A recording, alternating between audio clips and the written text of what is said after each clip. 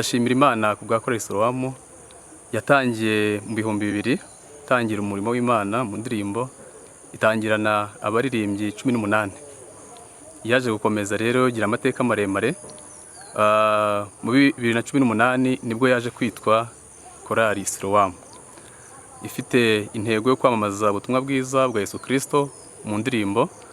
Kugeza uyu munsi turashima Imana aho igeze ikora umurimo w'Imana, kuko uyu munsi tuvugana irasohora alubumu yabo ya mbere mu ndirimbo z'ubutumwa bwiza bwa Kristo.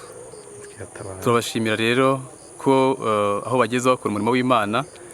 Turashimira kandi n'abaterankunga, turashimira abakristo b'itorero ryacu rya Yeberi, by'umwihariko paruwase ya Butare kubw'inkunga bateye Korali Silowamu, ndetse n'abandi baterankunga bose bagize uruhare kugira ngo iyi korali ibigeze aho igeze aha ngaha isohoye iyi DVD yabo ya mbere yitwa Iratabara.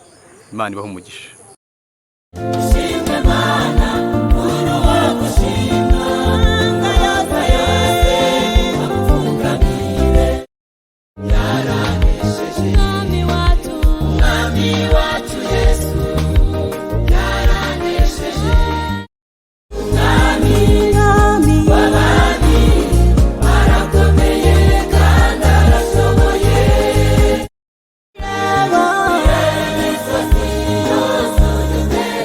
Chinege